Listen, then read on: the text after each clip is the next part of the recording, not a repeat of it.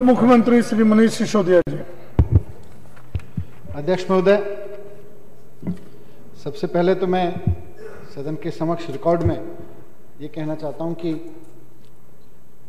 ये जो चर्चा है इसका संदर्भ माननीय उच्च न्यायालय का फैसला नहीं है, क्योंकि माननीय उच्च न्यायालय के फैसले के खिलाफ तो सुप्रीम कोर्ट में अपील हुई है और अब वो मामला विचाराधीन है, सब जुडिस है।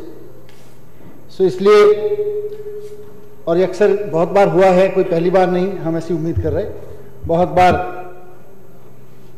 किसी भी देश के उच्च न्यायालय के फैसले सुप्रीम कोर्ट में जाके बदले हैं और ऐसी अपेक्षा लेके हम भी गए हैं और हमें पूरी उम्मीद है कि वहां से वो फैसला आएगा। उस फैसले के आलोक में एलजी साहब ने जो आदेश दिया है वो भी ठीक है, उन्होंने दिया है। उनको सुप्रीम कोर्ट माननीय उच्च न्यायालय ने कुछ पावर्स उनको कंकर वो की हैं, आगे बढ़ाई हैं उनको। जब सुप्रीम कोर्ट से फैसला बदलेगा तो वो भी बदल जाएगा, वो इम्पोर्टेंट नहीं है। मैं ये नहीं चर्चा करना चाहता इस पर, मुझे लगता है उस चर्चा का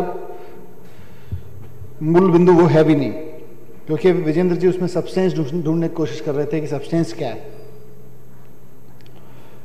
मैं बताता हूं कि सब्सटेंस क्या है। ये विधानसभा लोकतंत्र के तहत बनी हुई विधानसभा है और इस वक्त दिल्ली में और बल्कि पूरे देश में सबसे बड़ा हमला जो हो रहा है केंद्र में बैठे हुए सरकार, उनके प्रधानमंत्री, केंद्र की सरकार के प्रधानमंत्री मोदी जी के द्वारा, वो लोकतंत्र के ऊपर हो रहा है। उसका सब्सटेंस ये है, इसकी उपयोगिता ये है। इन लोगों ने, अभी सत्येंद्र भाई बोल रहे थे गवर्नेंस का मजाक बना दिया। गवर्नेंस तो छोटी चीज है, इन्होंने लोकतंत्र की भावना का मजाक बना रखा है, इन्होंने देश का मजाक बना रखा है, इन्होंने देश को मिली हुई आजादी का मजाक बना रखा है। अभी भावना जी बोल रही थी गुलामी की मानसिकता। ये गुलामी की मानसिकता एक्चुअली थोड़ा सा लंबा एक्सक्यूज है भावना जी। हकीकत तो यह है कि ये दलाली की मानसिकता है। अभी विजेंद्र जी कह रहे थे कि झूठ के पैर नहीं होते, झूठ की कुर्सी जल्दी उखड़ जाती है। कल हमने भी देखी उखड़ी हुई, पूरे देश ने देखी झूठ की कुर्सी कितनी जल्दी उखड़ती है। गुजरात में पूरे देश ने देखी है, पूरे देश ने देखा कल, और पूरे पिछले हफ्ते से पूरा देश देख रहा है। झूठ की खाट भी उखड़ जाती है, झूठ की कुर्सी भी उखड़ जाती है। किसी की खटिया खड़ी हो रही है, किसी की कुर्सी उखड़ गई। ये कह रहे झूठ पिटता बड़ी जल्दी है, कल हमने पिटता हुआ भी देखा झूठ। वो इन्हें पिंजड़े में, झूठ को पिंजड़े में रहने का शौक पैदा हो गया। मैंने कहा कोई बात नहीं, पिंजड़ा ही बनवाएंगे, चिंता मत करो तुम्हारे लिए। अभी हमारे महेंद्र भाई चले गए, कहां गए? उन्होंने कहा कंक्लूड कर देंगे। कंक्लूजन यही है कि ये झूठ पिंजड़े में ही बंद होगा जाके, आज नहीं तो कल होगा जरूर। और इसके लोगों के अच्छे दिन, आज वो बड़े मशहूर कपिल शर्मा जी, हम लोग उनका, कपिल मिश्रा नहीं, कपिल शर्मा, हम सब लोग उनके बहुत मुरीद हैं। उन्होंने सवाल किया कि अच्छे दिन इसीलिए आए। अच्छे दिन तो आए नहीं आए, पर इस झूठ के बुरे दिन जरूर आ गए। इसको पिंजरे में छिपके बात करनी पड़ रही है, और जब पिंजरे में भी छिपके बात करता है तो पिटता बहुत है। कुर्सी उखड़ गई, खटिया उखड़ गई, तो झूठ के तो पाए उखड़ गए अध्यक्ष महोदय। पर मैं ये बात कहने के लिए नहीं खड़ा हुआ, वो तो पता है उनको। देखो दिल से तो आदमी ये भी अच्छे हैं, सबको इनको पता है। जगदीश जी हाँ भर रहे हैं, ठीक है। अब क्या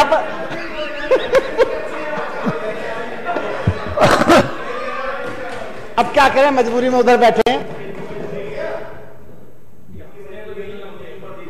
हाँ अध्यक्ष महोदय, जिस चीज के लिए सदन में चर्चा का मकसद है मैं उस पर आना चाहता हूं, लेकिन उससे पहले एक चीज कहना चाहूंगा, और कि इन लोगों ने बड़ी मेहनत से पिछले आजादी के बाद से, जिस आजादी का ये लोग मजाक उड़ा रहे हैं, बड़ी मेहनत से इन्होंने एक सोने की लंका खड़ी करी, देश की राजनीति की सोने की लंका। बड़े आराम से रह रहे थे उसमें, जिसको चाहे लूट लाए, फिर अपनी लंका में लगा दिया सोने की। वो दुबई से लेकर पता नहीं देश में कहां कहां इन्होंने लंका घर बना रखे थे। तो इस देश की राजनीति की सोने की लंका इन्होंने खड़ी कर रखी, जिसको चाहे उठा लाए, जिसको चाहे लूट लाए, जिससे चाहे सर्टिफिकेट बनवा लिया, सर्टिफिकेट बनवाने का पैसा ले लिया। एक आम आदमी को दफ्तर के बाहर पूरे दिन खड़ा रखेंगे, शाम को बोलेंगे इतने पैसे देगा तो तेरा काम हो जाएगा, सोने की लंका में जाके मर दिया। वो राजनीति की सोने की लंका, उस राजनीति की सोने की लंका में अचानक हलचल मच गई, क्योंकि हमारी वानर सेना उसमें पहुंच गई है। सब घबरा गए, सबको पता है कि झूठ के दम पर खड़ी हुई सोने की राजनीतिक लंका में अगर और वो लंकनी को भी पता था, और आज इनकी लंकनियों को भी पता है कि झूठ के दम पर खड़ी की गई सोने की राजनीति की लंका में अगर कोई आग लगा सकता है तो वानर सेना आके लगाएगी। और ये वानर सेना ही है सर।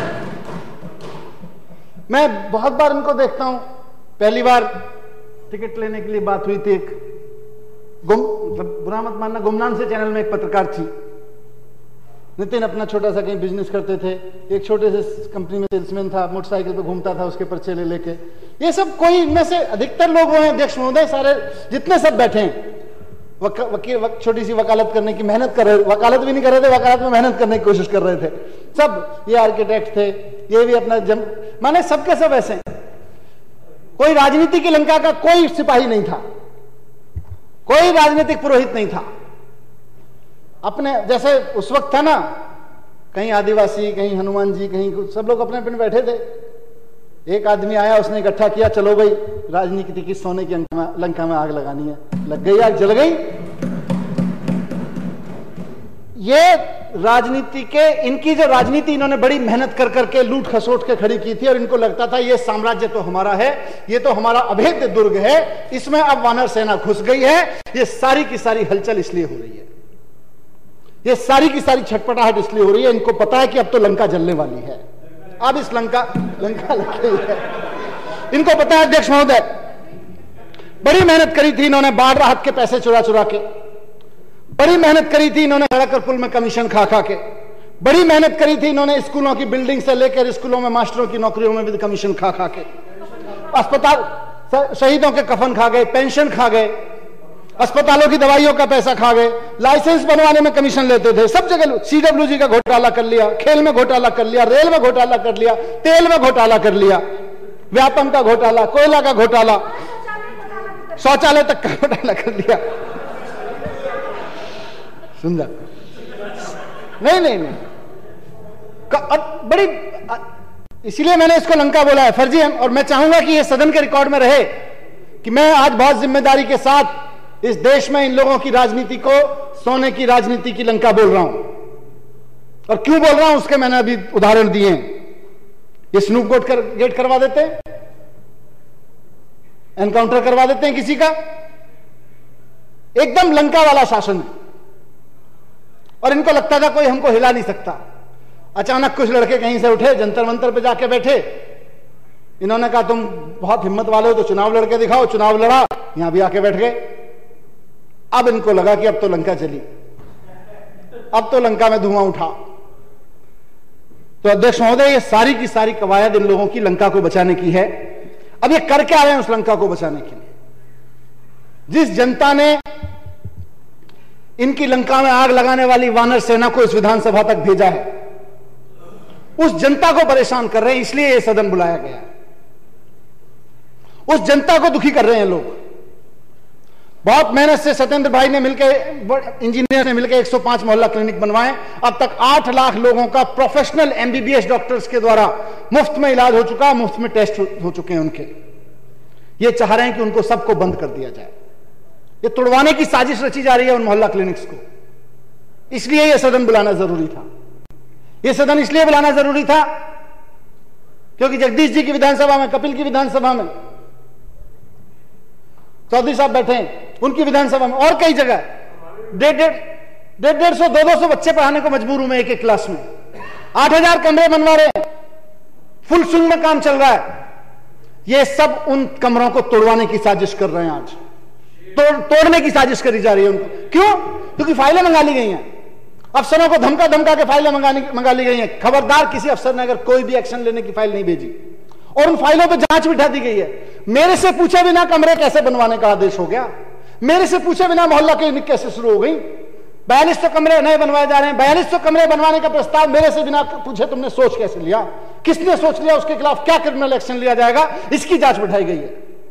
इन कमरों को तोड़वाने की साजिश हो रही है, मोहल्ला क्लिनिक्स को तोड़वाने की साजिश हो रही है, और जिन अफसरों ने ये मोहल्ला क्लिनिक और कमरे बनवाए हैं उनको जेल में भेजने की साजिश हो रही है। अध्यक्ष महोदय, उनको अपराधी की तरह से कटघरे में खड़े करने की साजिश हो रही है। इसलिए ये विधानसभा का सेशन बुलाना जरूरी था। अध्यक्ष महोदय, बहुत काम चल रहा था दिल्ली में, तेजी से काम चल रहा था। 25 नए स्कूल बन रहे, तैयार हो गए, फिनिशिंग टेस्ट दिया जा रहा है।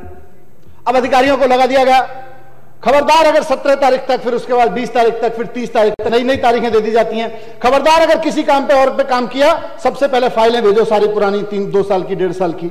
मोहल्ला क्लिनिक बाद में बनते रहेंगे, स्कूल बाद में, सारा काम ठप पड़ा। अध्यक्ष महोदय, अधिकारियों को रोज बुला बुला के हड़काया जाता है। और तो और मैं इस सदन में रिकॉर्ड में लाना चाहता हूं, हाई कोर्ट के फैसले के खिलाफ जब सरकार सुप्रीम कोर्ट जा रही थी तो एलजी ऑफिस से अधिकारियों को फोन करके धमकाया गया कि खबरदार अगर किसी अफसर ने पिटीशन पे साइन किए तो। किसी अफसर की हिम्मत नहीं हुई, उनको धमकी दी गई, नौकरी खा जाएंगे तुम्हारी अगर सरकार में पिटीशन पे साइन किए तो। मंत्री होने के नाते मैंने साइन किए उस पर, और आज ये चले गए कोर्ट में, बोले मंत्री की पिटीशन तो मंत्री थोड़ी साइन करते हैं, मंत्री की पिटीशन कैसे साइन होगी? कोर्ट ने कहा नथिंग डूइंग, साइन होगी। जस्टिस है अध्यक्ष महोदय। इनको ये उम्मीद थी कि इनको पिटीशन नहीं फाइल करने देंगे सुप्रीम कोर्ट में। इनको उम्मीद थी कि किसी अफसर की हिम्मत नहीं होगी। बहुत बुरी तरह से डरा के रखा हुआ है हर एक अफसर को। जो ये भी मैं रिकॉर्ड में कहना चाहता हूं, जो भी ऑफिसर इस और मैं चाहता हूं ये रिकॉर्ड में दर्ज रहे, जो भी ऑफिसर इस सरकार के साथ मिलकर थोड़ा सा काम करता है, 2 दिन काम करते हुए दिख जाता है, मंत्री के साथ घूमते हुए दिख जाता है, तीसरे दिन उसको एलजी हाउस बुला के कहा जाता है तुम्हारे सामने 2 ही मॉडल हैं, या तो राजेंद्र कुमार मॉडल है या चेतन सांगी मॉडल है। या तो तुमको बर्बाद कर देंगे सीबीआई छोड़ के तुम्हारे पीछे, नहीं तो तुम्हारे इनका झगड़ा करा के तुम्हें सेंटर में पोस्टिंग करवा देंगे। बोलो कौन सा चाहिए? इनके साथ काम मत करो। यह स्थिति पैदा कर दी गई है। ऐसा नहीं है कि अफसर काम नहीं करना चाहते।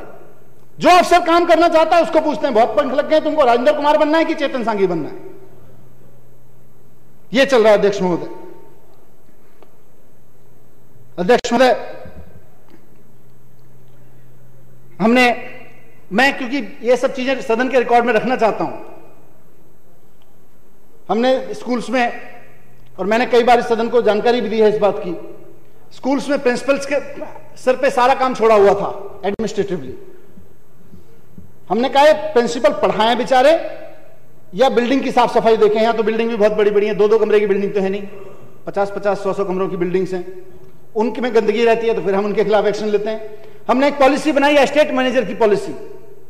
एस्टेट मैनेजर में नियुक्त किए गए, लगभग सारे स्कूल्स में एस्टेट मैनेजर बढ़िया काम कर रहे हैं। आज उसी के दम पे हम कह रहे हैं कि दिल्ली के सरकारी स्कूल पिछले वर्षों के मुकाबले में बहुत सुंदर रहने लगे हैं, साफ सुथरे रहने लगे हैं। यह साजिश रची जा रही है कि उन एस्टेट मैनेजर्स को नौकरी से हटा दिया जाए, निकाल के भगा दिया जाए।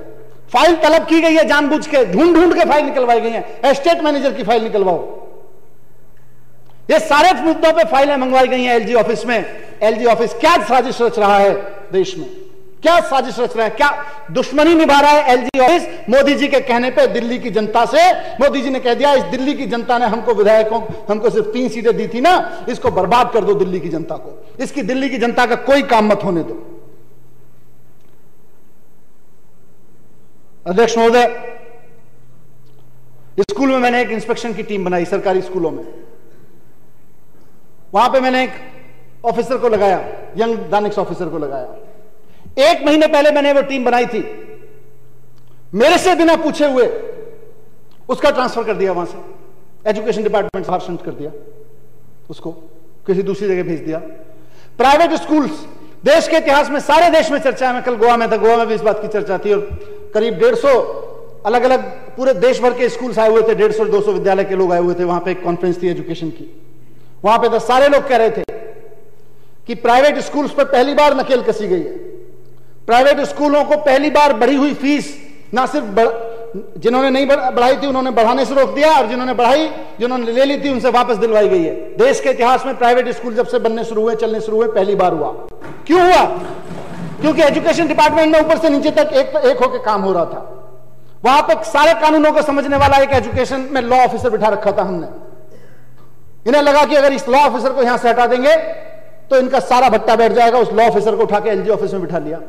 अरे प्राइवेट स्कूल के एक्ट को समझने वाली, एजुकेशन एक्ट को समझने वाले ऑफिसर की जरूरत एजुकेशन डिपार्टमेंट में ज्यादा है या एलजी ऑफिस में ज्यादा है? एलजी ऑफिस में अब प्राइवेट स्कूलों की दलाली का काम शुरू होगा, वहां पे बिठा के उसको मदद लेंगे वो लोग। क्या इंटरेस्ट है एलजी ऑफिस का? प्राइवेट स्कूलों के अगेंस्ट काम करने वाली हमारी टीम में से, प्राइवेट स्कूलों के ऊपर जो काम कर रही थी उस टीम में से हमारे लॉ ऑफिसर को उठाया वहां से। सारे प्राइवेट स्कूलों के खिलाफ जो मुहिम चल रही है उस मुहिम को तोड़ना चाहते हैं मोदी जी। पूरी की पूरी लॉबी लग गई है। दिल्ली के लोगों को बर्बाद करना चाहते हैं, दिल्ली के लोगों से बदला लेना चाहते हैं मोदी जी, और एलजी के माध्यम से सारे ऐसे फैसले ले रहे हैं।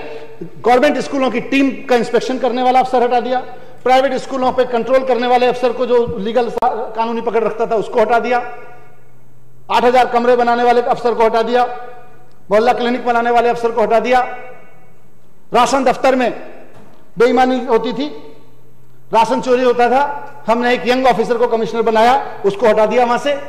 पॉइंट ऑफ सेल डिवाइस लगते वहां पे, सारा का सारा राशन चोरी रुक जाती, उस अफसर को हटा दिया वहां से। वैट कमिश्नर, पिछले साल वैट में रेट्स बंद कराई, बड़े बड़े डिसीजन लिए। वैट कमिश्नर को छुट्टी पे जाना था, मैंने कहा नहीं अभी छुट्टी पे मत जाओ, ऑनेस्ट ऑफिसर है, उसने कहा जी हाँ ठीक है नहीं जा रहे, आप कहते हैं तो कोई दिक्कत नहीं। एलजी साहब ने उसको भी बुला के कहा तुमको छुट्टी पे जाना है, जाओ, छुट्टी पे भेज दिया। अब वैट कौन लेके आएगा? मैं रिकॉर्ड में कहना चाहता हूं, इस महीने दिल्ली में वैट नेगेटिव में चल रहा है। क्यों? क्योंकि एलजी साहब सरकार को अपने हिसाब से चला रहे हैं। एलजी साहब अपने हिसाब से अफसरों की ट्रांसफर पोस्टिंग कर रहे हैं। किसी को भी, जो भी ऑफिसर काम करते हुए दिखता है उसको हटा देते हैं, उसको शिफ्ट कर देते हैं वहां से। मोदी जी के कहने पे एकदम प्रधानमंत्री कार्यालय से सीधे मॉनिटर हो रही है एक एक चीज, वहां से सीधे सीधे मॉनिटर हो रही है। और जो भी अफसर काम करते हुए दिखता है, वैट कलेक्शन हो रहा है, उसको भी रोक दो। सारी चीजों में जानबूझ के टांग अड़ाई जा रही है। अध्यक्ष महोदय,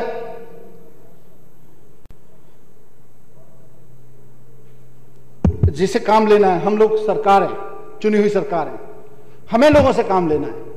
किसकी क्या योग्यता है, मैं ये नहीं कह रहा कि सारे अफसर बेईमान हैं, पर किस अफसर की क्या योग्यता है, उसके अंदर क्या खास बातें हैं, किस डिपार्टमेंट में काम लेने के लिए किस तरह का ऑफिसर चाहिए, यह तय करने का अधिकार काम लेने वाले पे होना चाहिए। चलो हाईकोर्ट का ऑर्डर है, आप उससे बात तो करो, मना करने पे मानो तो सही, सुप्रीम कोर्ट का ऑर्डर आ जाएगा, बात बदल जाएगी। लेकिन जिक्र तक नहीं कर रहे हैं और ढूंढ ढूंढ के उन अफसरों को ट्रांसफर कर रहे हैं जो लोग काम कर रहे थे। हमने अपने अनुभव के आधार पर 1.5 साल में ऐसे ऐसे अफसरों को लगा रखा था जो यंग भी थे, डायनामिक भी थे, कई एकदम सरकारी ठाट-बाट में रहने की जगह रात को 10-10 बजे तक बैठ के काम करते थे। ऐसे ऐसे अफसरों को काम करने के लिए लगा रखा था। अब इन्होंने जिनको लगाया, कई ऐसी जगह तो एकदम चमचागिरी करने वालों को लगा दिया है, कई ऐसे अफसरों को लगा दिया जिनकी एकमात्र योग्यता यह है कि उन्हें सरकार में सिर्फ और सिर्फ पूरी जिंदगी काम रोकने का काम किया, कभी कोई जिंदगी में काम किया नहीं है। ऐसे अफसरों ने, ऐसे अफसरों को बिठा दिया गया और उसका नुकसान आज दिल्ली की जनता को हो रहा है। आप खुद भुक्तभोगी है, ये विधानसभा इन टोटलिटी इन यूनिटी भुक्तभोगी है इस बात की। विधानसभा की सारी गरिमाओं को ताक पे रख के, लोकतंत्र की सारी गरिमाओं को ताक पे रख के बोले तुम्हारा सचिव भी नहीं रहेगा, विधानसभा का सचिव भी नहीं रहेगा। अरे लोकतंत्र में हो, मतलब हमने ये तो सुने थे चुनाव से पहले नारे कि जो फलाना बोलेगा उसको पाकिस्तान भिजवा देंगे, जो ऐसे बोलेगा, जो भारत माता की जय नहीं बोलेगा उसको पाकिस्तान भिजवा देंगे, जो ऐसा नहीं करेगा उसको पाकिस्तान भिजवा देंगे। पर जिस विधानसभा में हमको वोट नहीं मिलेगी उसी को हम पाकिस्तान बना देंगे, उसमें हम पाकिस्तान के हिसाब से काम करने लगेंगे। ये तो पहली बार देख रहे हैं। तालिबानी शासन है क्या? ऐसे हटा दोगे किसी को कहीं से? विधानसभा की अपनी गरिमा है। विधानसभा के अंदर किए गए किसी एक्ट पे, विधानसभा के अंदर लिए गए निर्णयों पर तो कानून को कोर्ट में भी नहीं होता। वहां भी सीमाएं हैं, कोर्ट की भी सीमाएं हैं विधानसभा के डिसीजंस पे तो इंटरफेयर करने की, उसकी भी अपनी मर्यादा। कोर्ट सबसे बड़ी डिसीजन मेकिंग, सबसे बड़ी इंटरफेरिंग बॉडी जो संविधान ने बनाई है, उसको भी कहा गया है कि तुम्हारी सीमाएं हैं जब तुम विधानसभा के मामलों में हस्तक्षेप करोगे तो कितना कर सकते हो, कितना नहीं कर सकते हो।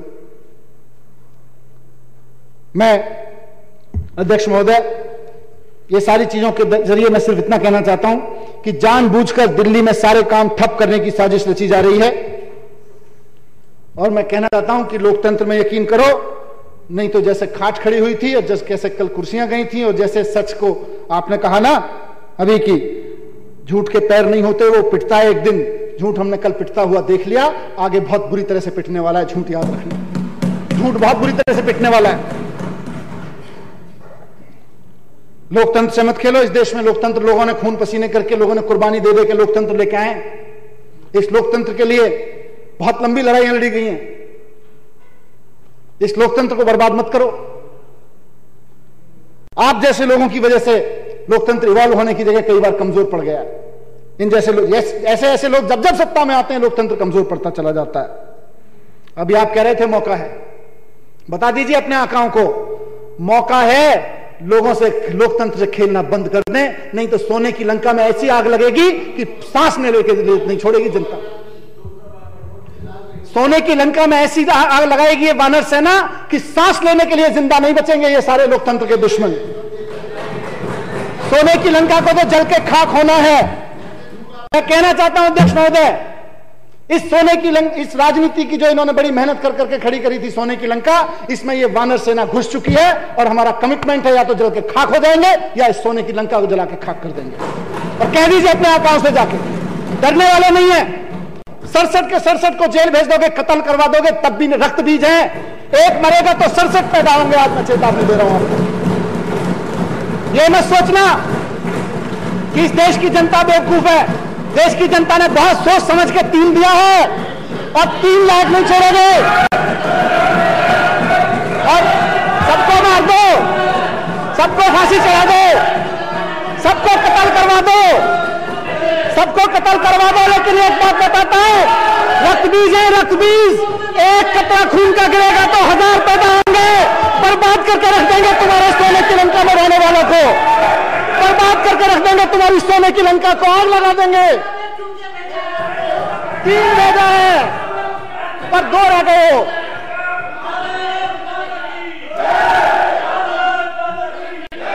धन्यवाद अध्यक्ष महोदय। विजेंद्र जी बैठिए बैठिए बैठिए बैठिए बैठिए बैठिए बैठिए बैठिए बैठिए।